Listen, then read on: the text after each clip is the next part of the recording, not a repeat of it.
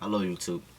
Um, I'm making this video, I guess, to sort of start something on my channel that's going to be a bit more consistent. And so when you see the title, you'll know what to expect from it. I'll title it Through the Transition, because I can't say that it's a definite universal experience amongst trans people that is shared, but I found often a lot of times that not just among trans men but trans women as well, that we experience a lot of the same phases throughout our transitions. We experience a lot of the same thoughts and feelings in regards to our transitions, or our experiences as trans people. So I wanted to create a more focused saga, if you will, in which I specifically talk about certain issues that I went through first alone, but now have others to relate to on these issues, and I want to share them now with you all. Issues like feeling inferior to cis men, fearing being the victim of a hate crime because I'm openly trans, or wishing maybe that I had done something differently, and just things of that nature, things that are very relevant to being trans. But like I said, I want it to be focused, so when you see the title, you'll know what you're expecting to see from it. So, like I said, I wanted to create this through the transition to sort of speak on those experiences in retrospect, and even as I experience them now. But this video right here in particular, because I was just having a conversation with someone and this came up. This video in particular would be about wishing I had started my transition at an earlier age, and I've heard this a number of times. I've had this feeling many times myself, but no, I'm just going to begin. I'm currently 23 years old, or 2 years and some change on T.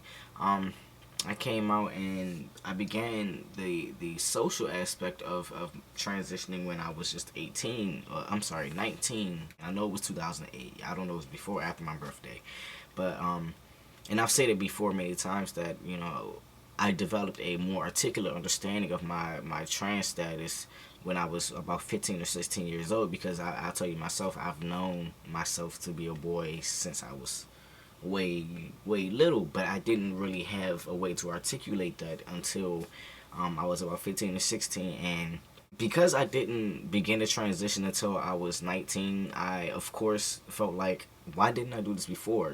Why did I let my fears force me to wait? And so that's what I want to talk about now. But to those thoughts, wishing I had started my transition earlier, I've had many arguments within myself about why I needed to erase those feelings, because I recognized that thinking in that way only led to stress, and even more so because of the fact that it's something that I cannot change.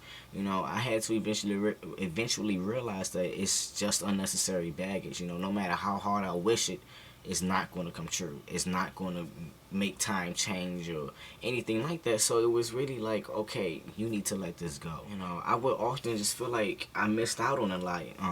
Like missing out on going through school, one of the more socially free and experimental moments of our lives as a guy. And to which I sometimes develop this resentment towards my own self for not having the courage to speak up when I came to that realization, for not being vocal, for not taking the initiative, much like I eventually did do, just years later. Excuse me.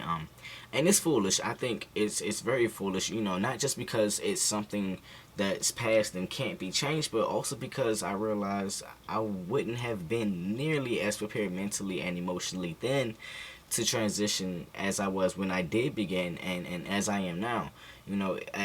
If we could if we could wish back to one point, we'd be wishing ourselves right back to birth. Because anyway, I do think that if I did transition, I might have experienced maturing at a faster rate, because through this particular experience in which I didn't transition at a younger age, I did see that gender dysphoria did in fact interfere with my life and my self-esteem so negatively, to the point that I avoided a lot of interactions and passed up a lot of opportunities.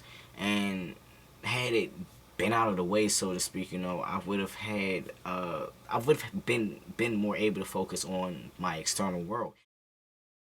Yeah, the experiences I have acquired, within myself, because being so introverted, I did spend a lot of time alone. I did spend a lot of time finding ways to entertain myself without the help of other people, at least not in person. So I got to spend a lot of time thinking and really exploring my mind, and basically taking my eyes from here and turning them in here.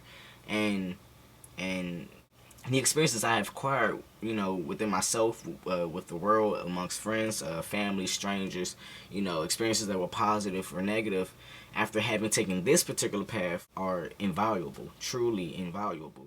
I dare you to take a step back and to abandon your perception of your life as positive or negative, or things about yourself as positive or negative, to not apply meaning and weight to the reality of being trans, to not allow that inkling of desire to be cis instead to whisper in your ear, and just look at the things you've done, the experiences you've had, the ways you've contributed to other people's lives, the ways you have contributed to yourself, and your own growth, and judge them based upon your own individual idea, of worth, and that you may find that there's so much more value in your life and experiences and yourself than you previously thought, if you could just look at it first, objectively, and then to look at it personally, to look at it,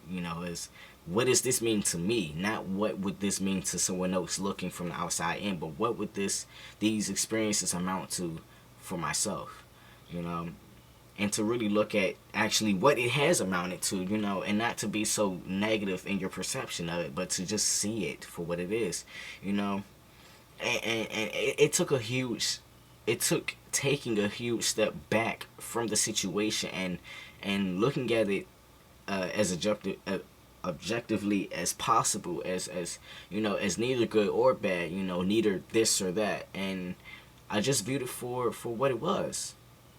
I'm a trans man. I'm 5'6".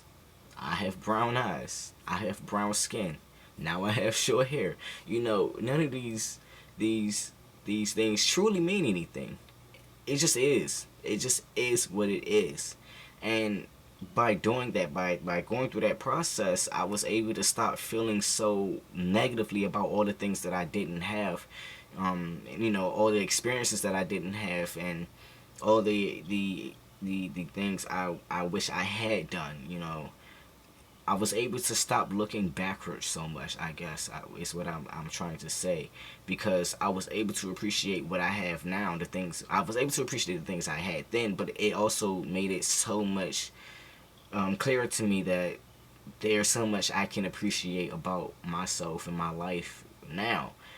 It was something that was just so eye-opening to me, to just step back and to not look at it as good or bad, but in the end, it allowed me to see things to be so much better than what I had previously thought.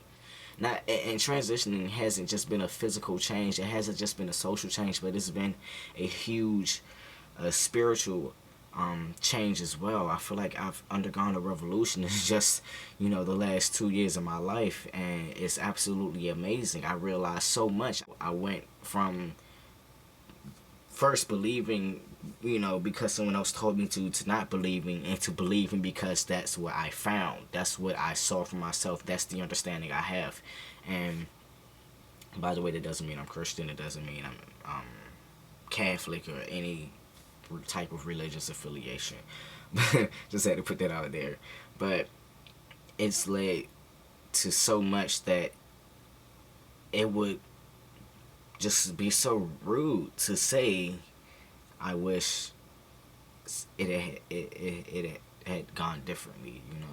I feel like for what I have now, for what I can have, for what I feel like is possible, there's just no other way. There was no other way. It happened the way it was supposed to, as this moment right now is happening the way it's supposed to as well. So, yeah.